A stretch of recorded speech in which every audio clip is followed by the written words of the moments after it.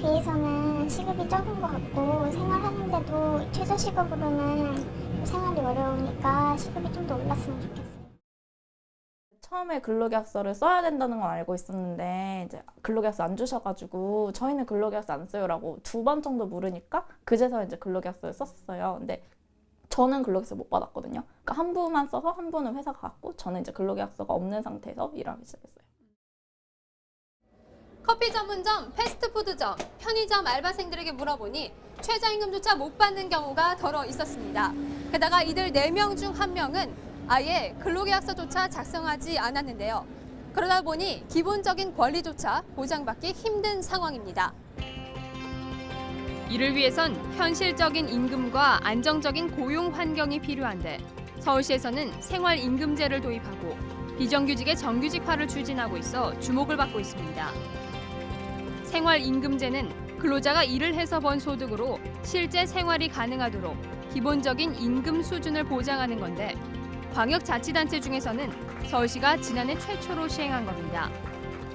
급여도 올라가니까 아무래도 좀 생활의 보탬이 좀 되죠. 그리고 애들 뭐 하다못해 뭐 책이라든가 교통비라든가 그러니까 세세한 조잡 그러니까 조그만 거라도 내가 주니까 마음이 아무래도 편하고 좋죠. 현재 서울시에서 직접과 간접으로 고용한 노동자에 대해서 지속적으로 확대해 나간다는 방침입니다. 용역과 민간 위탁 사업 종사자들에게도 생활임금을 지급하는 방안을 구상하고 있는데 워낙 범위가 넓고 법률 검토도 필요해 도입 시점을 예상하는 것은 아직 이릅니다. 노동자들의 임금도 현실적으로 개선돼야 하지만 안정적인 고용 환경 조성도 필요합니다. 흔히 알바생이라고 불리는 이들의 노동 환경은 열악합니다. 최저임금은 정말 제일 낮게 준 임금이 최저잖아요. 근데 알바 시장에서는 최저임금이 그냥 최고임금이 되어버린 상황인 것 같고 최저임금 못 받고 일하는 사람들도 많고 많이 줘봤자 딱 최저임금 맞춰주는 거고. 해고가 쉬운 비정규직 노동자들은 당장의 생활비 걱정에 불합리한 점이 있어도 고용주에게 직접적으로 말하기란 쉽지 않습니다. 헌법 제32조에 따라 근로자의 최저임금과 근로 조건은 법률에 따라 보장받게 돼 있습니다. 이렇게 노동기본권은 헌법에서 보장하고 있는 기본적인 권리인데요. 하지만 현실에선 찾아보기 힘든 이 가장 기본적인 권리. 과연 어떻게 보장받을 수 있을까요? 개인적으로 노동청에 진정을 내는 방법도 있지만 오히려 그로 인해 해고를 당하는 경우도 많은 게 현실. 때문에 혼자보단 비슷한 상황에 처한 노동자들끼리 함께 목소리를 모으는 것이 효과적입니다.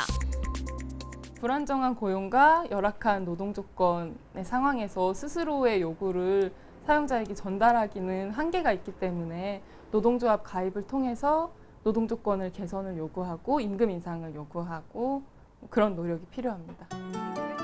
서울시는 노동자를 고용하고 있는 입장에서 모범을 보이기 위해 지난 2014년 공공부문의 비정규직 노동자 1,300여 명을 직접 고용했고 내년 초까지는 100%를 목표로 정규직화하겠다고 밝혔습니다. 또한 노동자들이 노동 권리와 행사 방법에 대해 잘 알 수 있도록 연령별, 직종별 노동 교육도 실시합니다. 기본적인 노동권조차 사실 존중받지 못하고 인간적인 대접을 받지 못하는 그런 상태가 빈발하고 있습니다.